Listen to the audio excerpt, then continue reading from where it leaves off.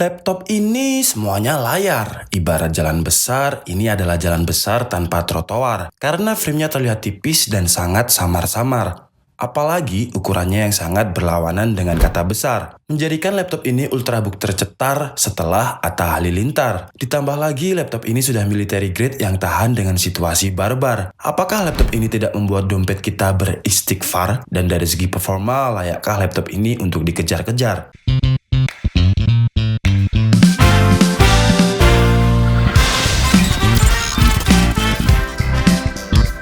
Hai guys, Handika di sini dan di video kali ini kita akan membahas sebuah ultrabook yang sangat mewah dengan 92% antara frame body dan rasio, sehingga ultrabook ini memiliki frame tertipis di antara laptop atau ultrabook lain, dan bisa dibilang kalau ultrabook ini adalah all screen atau semuanya layar karena hampir nggak ada framenya. Namun meskipun mengusung desain all screen yang framenya tipis banget, ultrabook ini masih memiliki military standard 810G yang nggak akan rusak bahkan kalau kalian injak atau tidak sengaja jatuh. Tapi, sebelum kita bahas apa saja kelebihan dan kekurangan ultrabook dengan harga sekitar 20 juta ini, seperti biasa, support DKID dengan cara like dan share video ini, subscribe channel DKID, serta turn on tombol notifikasinya biar saya lebih bersemangat untuk membuat konten-konten lain, dan semoga video ini bermanfaat bagi Anda.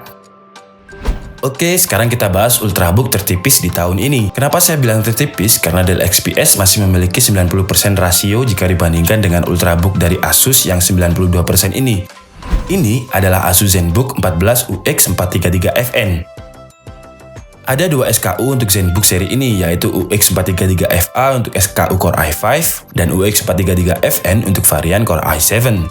Dan yang kita review kali ini adalah varian Core i7 terbaru, yaitu Core i7 8565U atau Whiskey Lake. Setelah yang namanya Coffee Lake dan sekarang menjadi Whiskey, jadi coffee dicampur whiskey, ya auto sakit perut. Untuk VGA card-nya menggunakan MX 152GB dengan RAM 16GB LPDDR3. Kenapa gak pakai DDR4? Sebenarnya LPDDR3 dan DDR4 lebih bagus LPDDR3 karena LPDDR3 hanya 1,35 volt dan biasanya RAM seri ini digunakan untuk seri ultrabook agar baterainya lebih tahan lama. Memang untuk speed lebih kenceng DDR4, namun untuk efisiensi lebih baik LPDDR3. Untuk video lebih lengkap mengenai perbedaan RAM akan kita bahas di next video, agar video ini tidak terlalu panjang. Kemudian storage ultrabook ini menggunakan SSD PCIe dengan kapasitas 512GB. Dan untuk apa aja yang kalian dapatkan ketika membeli, kalian akan diberikan soft case dan juga adapter untuk USB to LAN. Jadi ya sudah bisa dipastikan kalau ultrabook ini tidak memiliki port LAN. Dari segi desain, ultrabook ini sangat mewah. Bahan materialnya terbuat dari aluminium dengan finishing biru yang sangat elegan. Tapi meskipun bahannya menggunakan aluminium yang kokoh, ultrabook dari Asus ini hanya memiliki berat 1,9 kg dengan ketebalan hanya 1,5 cm. Jadi memang lebih kecil jika dibandingkan dengan Asus ZenBook tahun lalu. Di bagian belakangnya tidak ada perubahan, desainnya tetap mempertahankan aksen radial memutar ciri khas dari Asus ZenBook dengan logo Asus yang berada di tengah. Jadi jangan terlalu sering melihat area belakangnya, karena desain radialnya ini sama seperti desain abstrak yang kadang membuat kita itu terhipnotis.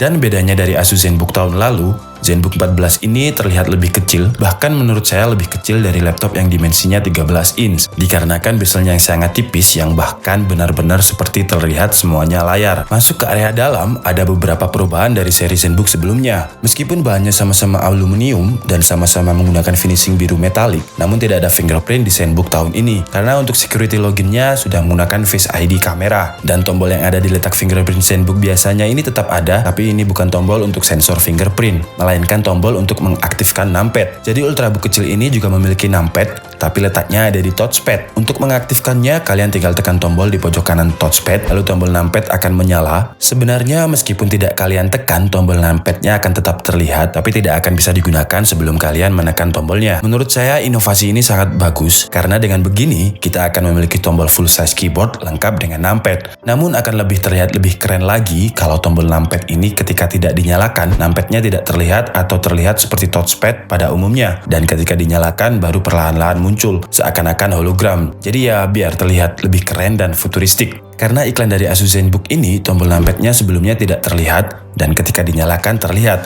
Namun produk realnya tidak seperti itu. Jadi meskipun tombol numpad-nya belum diaktifkan, masih terlihat meskipun agak sedikit transparan. Keyboardnya sangat nyaman, ya udah kelasnya keyboard ZenBook biasanya lah. Dengan travel distance 1,4 mm dan dengan desainnya yang ergonomik, yang ketika kalian buka, pantatnya ikut terangkat atau engselnya ikut terangkat. Jadi feel untuk mengetik di keyboard terasa lebih nyaman, karena keyboardnya juga ikut terangkat. Di keyboardnya juga terdapat indikator lampu di caps lock dan juga fungsi FN yang memang ini menurut saya penting karena terkadang tanpa ada indikator di caps lock kita tidak tahu ini huruf besar atau huruf kecil, apalagi ketika kita mengetikkan password. Sayangnya sekelas Asus ZenBook dan dengan harga 20 juta, tombol powernya masih menyatu dengan keyboard. Saya pribadi paling tidak suka dengan tombol yang menyatu dengan keyboard. Alasan pertama, karena kadang namanya juga manusia pasti ada typonya, jadi maunya tekan backspace malah ketekan power. Akhirnya laptopnya pun mati. Dan alasan kedua, apabila di kemudian hari keyboardnya rusak atau ngejam, kita tidak akan bisa menyalakan laptopnya karena tombol powernya menyatu dengan keyboard. Mungkin ZenBook bisa memberikan akses lebih premium dengan menyediakan tombol power di samping kiri atau kanan, jadi tidak harus menyatukan dengan keyboard seperti ini. Kemudian yang tidak saya suka lagi adalah tombol panah atas bawah yang terlalu kecil untuk ukuran jari saya yang cukup besar dan letaknya ini terlalu berdekatan. Di atas keyboard ada sebuah speaker yang bahan materialnya terbuat dari besi dan ukurannya ini panjang dengan aksen warna gold yang sangat terlihat cantik dan elegan. Karena frame ZenBook ini terlalu tipis, maka logo atau tulisan Asus ZenBook dipindah di area speaker. Untuk kualitas suaranya sekelas Ultrabook, suara bassnya ini kerasa banget dan benar-benar kenceng. Kira-kira begini suaranya.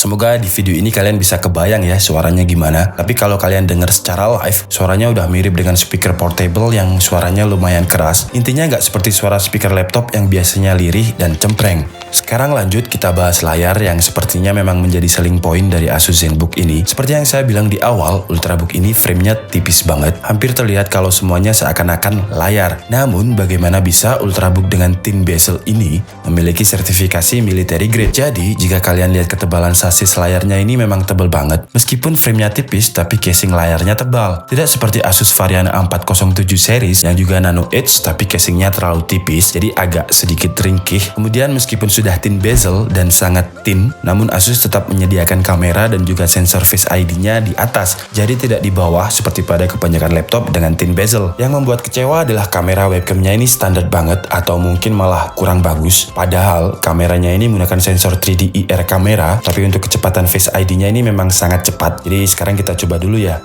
Jadi muka saya ini pertama saya tutup dengan kamera, lalu saya buka dan Shazam! Sudah masuk ke Windows. Cepet banget kan? Untuk baterainya, ZenBook ini dibekali dengan 50Wh 3 sel lithium polymer battery dengan daya tahan baterai yang diklaim Asus sampai dengan 13 jam penggunaan. Tapi untuk real penggunaan kira-kira hanya bertahan 6-8 jam saja. Untuk konektivitasnya, Ultrabook ini menggunakan Wi-Fi dual band 802.11 AC dan Bluetooth versi 5. Dan di sebelah kirinya terdapat input power, HDMI, USB 3.1 dan USB Type-C. Di sebelah kanan terdapat slot SD card, USB 2.0 dan jack audio. Oke, sekarang waktunya kita tes Ultrabook ini dari segi performa. Dan saya baru pertama kali mengetes benchmark dari CPU Whiskey Lake. Hasilnya entah kenapa, dites menggunakan Cinebench R15, hasil CPU benchmarknya tidak mencapai 400 CB. Saya juga sudah tes berulang-ulang, namun tetap di angka 300-an, tidak mencapai 400, dan laptopnya sudah terasa sangat panas. Jadi mungkin kendalanya memang adalah di overheat atau thermal throttling. Kemudian untuk tes GPU-nya, di Cinebench R15 kita mendapatkan skor 85,70 FPS. Ketika tes benchmark ini, saya juga sudah memonitoring suhunya. Memang suhunya ada di angka 70-an Celcius. Jadi sepertinya memang ada kendala thermal throttling atau overheat di laptop Asus ZenBook ini. Ini bukan laptop gaming, jadi maaf kita tidak akan tes gaming di laptop ini. Sebagai gantinya, saya akan mengetes laptop ini untuk editing di Adobe Premiere Pro. Untuk editing di Adobe Premiere tidak ada masalah. Playbacknya smooth, jarang ada lag, dan proses renderingnya pun cukup cepat. Tapi memang laptopnya ini sudah terasa panas, terlebih lagi di area speaker dan keyboard bagian atas. Oke guys, jadi cukup sekian video kita kali ini dan kesimpulan dari DKID adalah Untuk harga sekitar 20 jutaan dengan spek dan fitur yang diberikan, saya rasa tidak terlalu mahal dan juga tidak terlalu murah. Karena ZenBook tahun lalu pun harganya masih 20 juta, dan dengan 20 juta yang sekarang, fitur dan desainnya lebih mewah. Kalau kalian masih belum memiliki budget untuk mengupgrade dan ingin desain yang ergonomik seperti Asus ZenBook ini, kalian bisa menggunakan teknik DIY untuk desain yang ergonomik. Kalian bisa mengganjal bagian belakang laptop untuk membuat laptop sedikit terangkat. Beres kan? Udah ergonomik tanpa ada biaya tambahan. Dan kalau laptop kalian tidak memiliki numpad, kalian bisa beli numpad eksternal yang harganya sekitar 30 ribuan. Dan dengan aksesoris ini, keyboard kalian pun sekarang sudah menjadi keyboard full size lengkap dengan numpad. Untuk kelebihan dari Asus ZenBook ini ya desainnya mewah dengan frame layar yang sangat tipis. Namun kualitas build quality-nya sangat kuat dengan standar military grade. Dengan speaker yang kualitasnya bagus banget, prosesornya juga sudah menggunakan generasi yang paling baru yaitu Skylake. Namun kekurangannya mungkin karena dimensinya yang terlalu kecil, jadi airflow-nya kurang. Dan akhirnya laptop ini panas banget dan performanya pun kurang optimal. Oke guys, jadi cukup sekian video kita kali ini. Saya minta maaf apabila ada kesalahan dan penyampaian informasi. Seperti biasa, kalian bisa mengkoreksinya di kolom komentar. Saya Andika Setiabudi and see you on the next video. Bye-bye.